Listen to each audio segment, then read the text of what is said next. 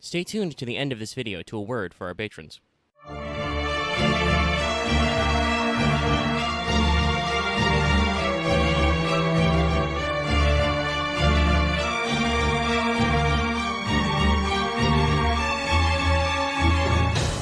Hello everyone and welcome back to Let's Take FGO Wanted, the show where we let you know if you want to roll that 5-star. We're looking at a mathematical limited ruler today, so everybody be sure to get out your number 2 pencils. This will be on the test.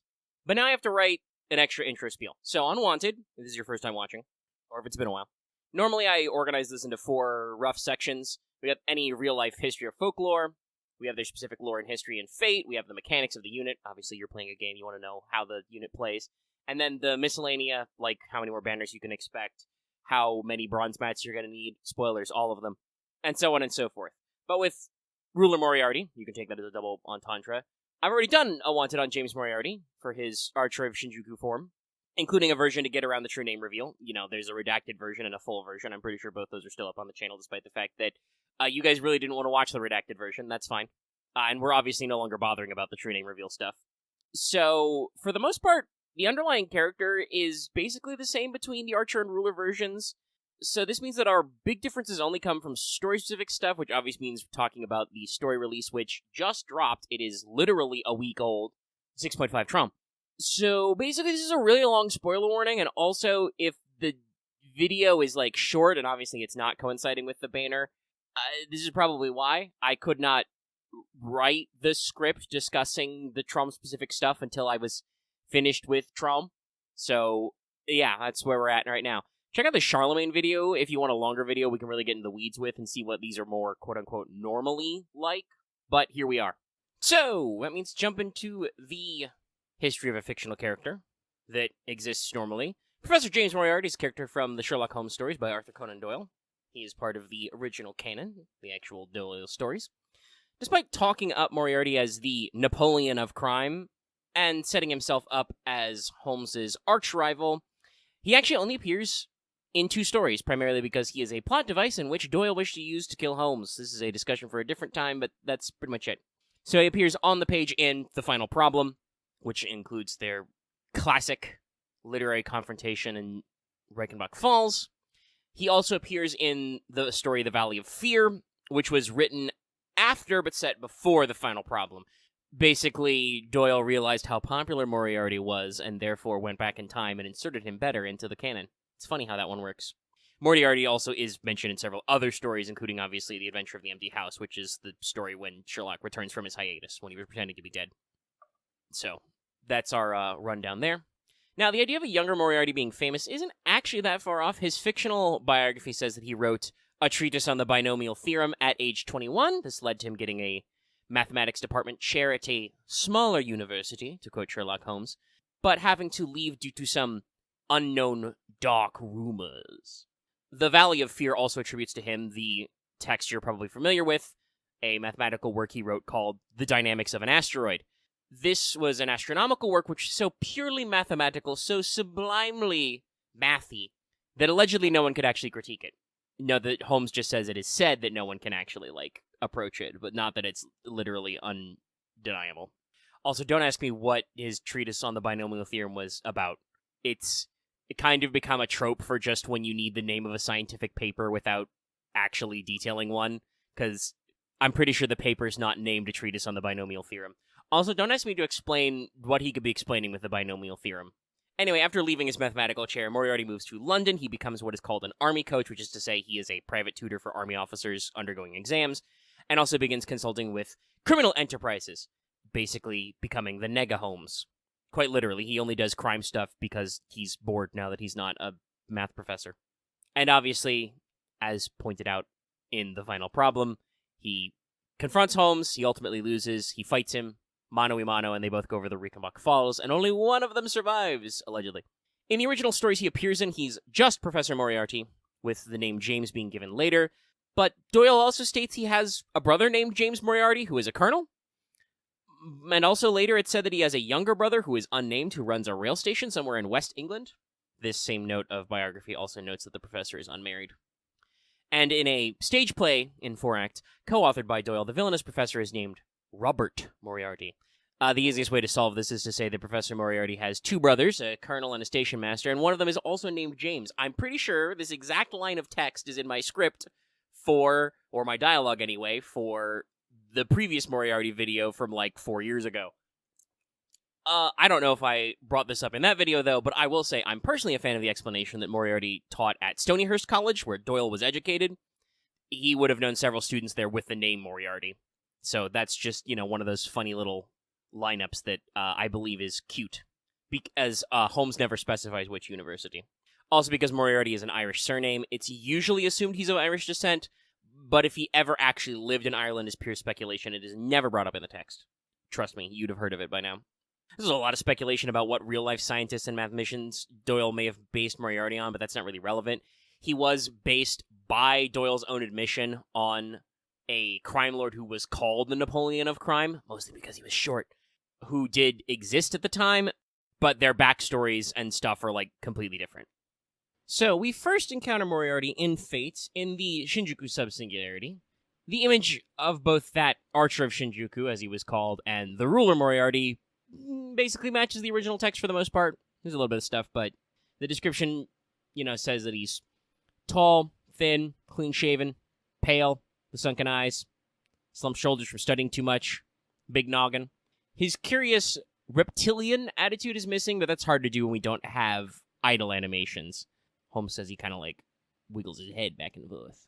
He's described as having gray hair, but the original illustration, which you saw just now, shows that he's a little balding, funnily enough. Probably to show off that cranium more. Now, in Shinjuku, Moriarty is a phantom spirit fusion combined with the character of Max from Der Freischütz, or the Free Shooter. In the opera, Satan gives a guy some magic bullets, and the last bullet, the devil gets to pick who it hits. You don't need to know more about that, because that's not related to the rule of Moriarty at all, but that's your super short summary of the Free Shooter. Now, in Shinjuku, this is supposed to be because Moriarty is too loose a concept to normally be summonable, and that may kind of be true. He may only be rated as a phantom spirit, not the full heroic spirit rank. Him being summoned later in his ruler form, with some stuff we're going to discuss later, probably means that he can stand on his own, just he'd be very weak. After all, despite physically appearing in only 2 stories, when you ask who Sherlock Holmes' greatest enemy is, you say Professor Moriarty, the Napoleon of crime. He is an archetypal character in much the same way Sherlock Holmes is, so clearly he would have a lot of pedigree if Holmes does. And obviously, in Fate, we're arguing that, hypothetically, Sherlock Holmes is based off a real person. We're doing the literary agent hypothesis here, so that means that Moriarty was probably real as well. But like I said, as a, normal, unaltered servant, he would probably be very weak. Also, by the way, Moriarty's plot in Shinjuku is very similar to an Asimov story called The Ultimate Crime, which postulates that the dynamics of an asteroid mathematically proved a theory of how the asteroid belt was formed from a destroyed planet, and calculates the math on how to destroy the Earth in a similar way, the quote-unquote ultimate crime, which is why he gets those dark rumors and the work is suppressed. It's just a funny little line out there. Anyway, a second Moriarty is summoned to do some dirty work for the foreign god, though for reasons, Moriarty ends up specifying that he is a foreign disciple, not a disciple of the foreign god, as in he is a disciple from somewhere foreign. In the original Japanese, a word like world or land is used.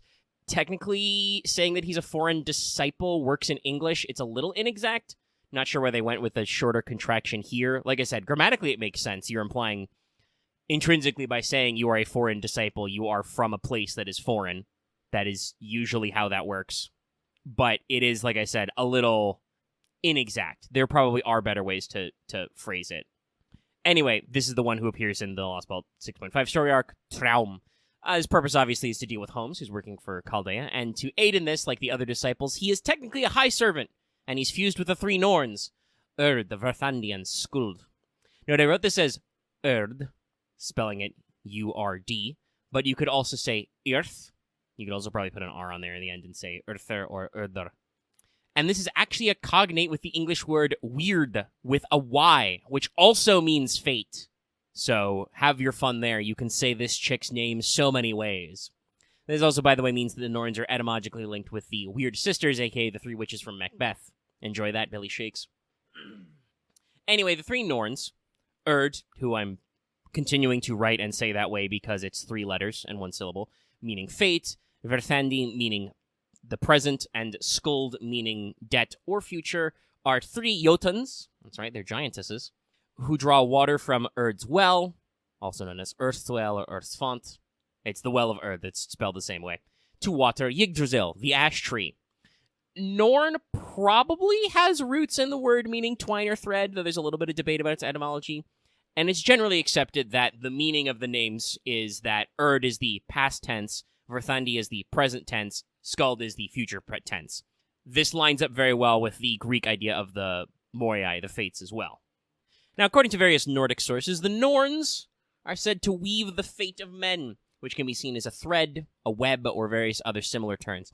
This happens to synergize very well with metaphors about Moriarty and his spider's web, which are original to the text. That is a Doyleist construction that fate has run with very well. But these threads basically say how long and prosperous your life's going to be, and it's very clear that the Norse writers understood that fate is not spooled out evenly. Now, in addition to the big 3 Norns, there may also be lesser Norns who can determine a man's fate by being benefic or malefic, basically a personal fate or a guardian angel type deal. You know, certain writers would not necessarily lay the blame on the big 3, but just say that a man had, you know, a positive Norn with him or a negative Norn, that kind of thing. Also, the Prose Edda basically says Skuld is a Valkyrie. She helps choose the slain. So, like, she's not literally the same thing, but she definitely works in the same department. It's very funny. Anyway, I'm not going to rehash the exact story of Traum, either you know or you don't know, but there you go. We've discussed how he's a high servant, and it's very related to his direct abilities. Also, great inclusion to mix him with the Norn so he can weave fate. I wondered at first, by the way, I'll show you a little speculation that you might hear in a later episode. Check out our podcast, Let's Talk FGO. I wondered if he might have been mixed with Baldur because he was invincible, but the fact that he dodged everything made it seem less clear. So yeah, no, it's the Norns.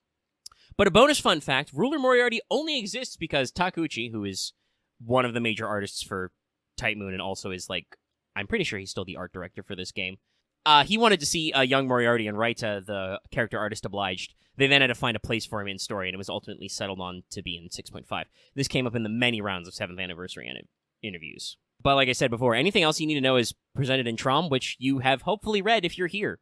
If not, well, rewind the weave of fate. Set loose the skein of severance. Now then, the mechanics. So, James Moriarty is a limited SSR ruler, who is kind of in the middle of HP attack, but he leans more on the HP side. This is a contrast to Holmes, who leans more on the attack side. Moriarty's a few, rungs down or up, depending on where you're counting from on either way, but like I said, leans more on the HP side. He has a quick arts buster deck, which is the same as his archer form, and is also a little funny because usually that is a caster type deck. He has average hit counts and straight up low NP gain. It's low. This is probably his most glaring weakness. His NP is an AoE arts. It buffs his NP damage first based on overcharge. It deals bonus damage to enemies who are good. It gives all enemies hit skill seal for 1 turn, and makes their alignment evil for 3 turns. And I don't know, somebody in the comments can fact check me. I do not actually know how change alignment traits work, if they are completely replace, or if they just add that to your alignment list in addition. So I do not know if that does mean that he cockblocks his own bonus damage or not. There are some ways to get around that, but we'll talk about that in a sec. His first skill is a 2 hits, 3 turns evade, and a 3-turn sure hit, which is pretty good.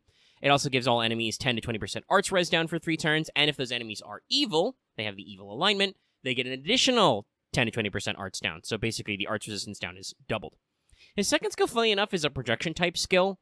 It's 20 to 30% up on arts, quick, and buster cards, and on his crits for 3 turns, so it just boosts all his card types for 3. Fairly solid. His final skill is a 30 to 50% battery. It generates 10 to 20 stars, and then it does a coin flip. There is an equally weighted chance, 50-50, that he will get a huge star weight buff on either arts cards or buster cards for 1 turn. It's kind of a demerit because he does only have 1 buster card, but if that card is there, it will probably hit pretty hard. This is going to be one of those things where mostly you're using it for the 50% battery and the star infusion. Like, if he doesn't have a buster card showing in the deck, it doesn't matter that he buffed the buster card star weight. It's not like it debuffs his other card star weight. If he does have only a buster card showing and you miss the coin flip, that kind of sucks, but, it all kind of works out where it is. It's not the greatest, and I would not be surprised if a buff didn't end up on that one, because, it's kind of weak. He only has 1 buster card, but for now, it's not like the worst thing in the world. Again, it's mostly going to be used for that 50% battery. All of his skills, by the way, have a minimum 6-turn cooldown. For passives, he has Independent Action A for extra crit. He has a unique Territory Creation, which is only 5% arts up, but is also 5% NP damage up all the time, and is a very good passive skill called Panic Cut, which gives him immunity to Charm, Confusion, Terror, and Skill Seal. Nice. All those are pretty nice. Now, Moriarty has what is honestly a pretty standard niche here as a ruler. He's got a lot of arts focus, some additional crit bonuses, and the plan is to loop his NP and fire it as many times as possible, preferably while also having his first skill up so the enemy is taking something like 40% arts res down. If you're just aiming for a 3-turn clear, you probably will not be able to use him to his full potential, and are probably better suited by units who can get positive class advantage. The ruler class advantage kind of works against him in an aggro sense. His best utility is going to come from longer fights where you're using, you guessed it, stall-based teams. Yes, that's right, Art Stall is back. And ironically, the best units to pair Moriarty with is your ruler for a grind game, where you're probably, using their defensive class advantage to your advantage. Sorry, that's an unscripted thought, so I didn't come up with a cleverer wording. But it's going to be units, ironically, like Sherlock Holmes and the Popist Joanna, who's upcoming next year. Holmes provides even more arts res down on his skills. He has his own, defenses and stuff, and most importantly, his NP lowers enemy defense and gives both Pierce Invul and Ignored Defense, both are things which this Moriarty is lacking, as well as even more crit strength. So, funnily enough, when they team up, the two of them are great together. And Johanna gives a wealth of team bonuses for arts and crit, and her NP is a perfect follow-up because she gives herself a turn of bonus damage versus evil enemies. So, seriously, it, actually works out in a long, grindy fight. If you're looking for a single-target bruiser, Estrella's NP in the 4-star department also does extra damage versus evil. So, you can easily go Moriarty, blast adds, stick evil on a guy, Estrella, crush that man's skull. This is on top of your usual suspects for arts and crits buffs, such as Castoria or the upcoming Lady Avalon. There's plenty of other units you can slot in there, but this means that you have a variety of support. It's just very funny who the best supports are. For CEs, he's got the big 50 battery. Pick your personal favorite flavor. I have said the names of CEs with 50% starting battery so many times. You have filters, you can check them. I would recommend anything that does arts and crit up in general. I do wish that the filter, by the way, had, settings so you could make it so it only includes something that hits all your criteria, not just one of your criteria. But you can easily click the button for, having starting NP and figure out what you want there from the 50% marker. And so for that vaunted other stuff, Moriarty is a ruler, which means he is going to steal your mats. All 4 statues are needed for Ascension at different levels, or I should say all 7 statues, but he needs 3 then 4, I believe, so that's the perfect setup there. Thankfully, that does mean no exotic mats, so that can be more manageable, but also when you go deep on Ascensions like this, you need a lot of statues. This continues for skills as well. He needs loads of gems up to 7th, which can be problematic when you're dipping into multiple pools, which you may not have farmed up. But also, he still needs regular mats, and he will need 36 ashes per skill and some eggs. I told you, he's coming to steal your mats. Also, Moriarty is actually a pretty rare servant. You've got this Traum banner going on right now, and it's gonna go by pretty fast. I believe it ends in about a week, so you do not have a lot of time if you're willing to roll, which is also a shame because the Dawn is on this banner. How dare they? He also, though, will later this year have a banner in winter sometime. This was for FGO's Winter Fez, so this could be moved to Thanksgiving, could be part of some other general winter stuff.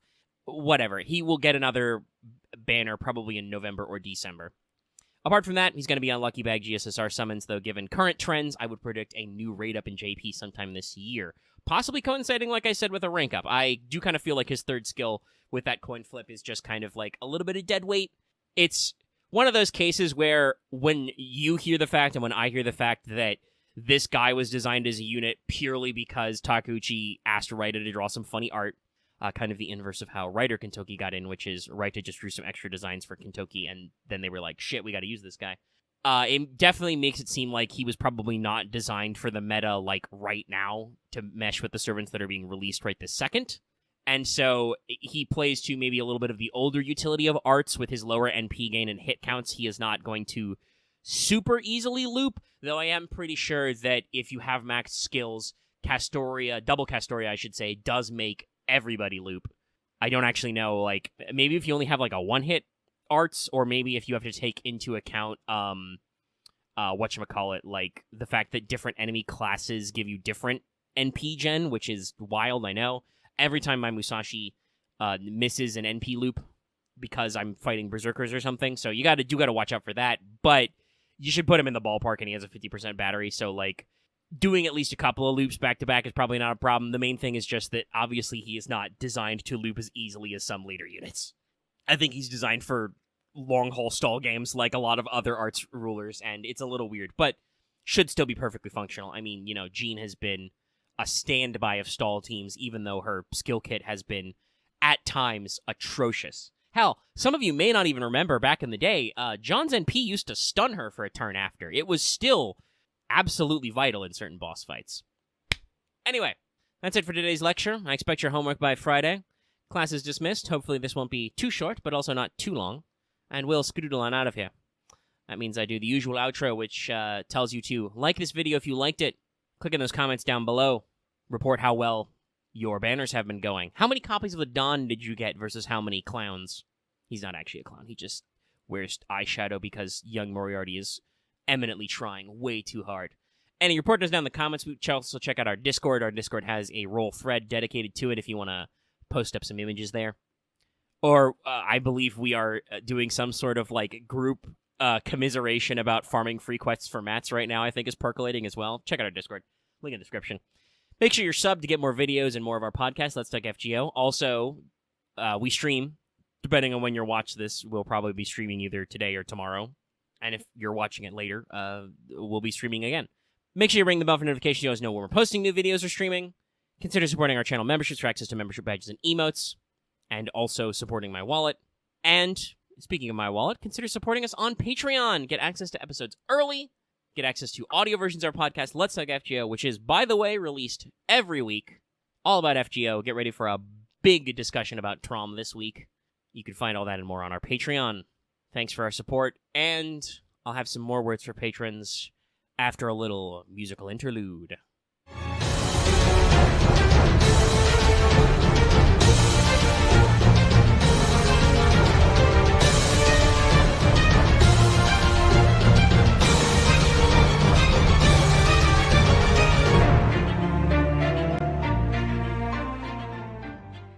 And before we go, I'd like to remind you this episode is brought to you by all of our lovely patrons, including but not limited to Adam DeHart, Blackster G, Call Me Zed, Carlos Dragon, Flaus Iceberg, Jeremy Vasquez, JDV 9000, Just the Fake, Starlight, Legendary Boss Hunter, Liam Kessler, Regent Raptor, Rise of Kenji, Rogue Robin, Sharvor, Sean Pryor, Some Guy Named Bob, and Varian the Crow. Thank you very much for your support.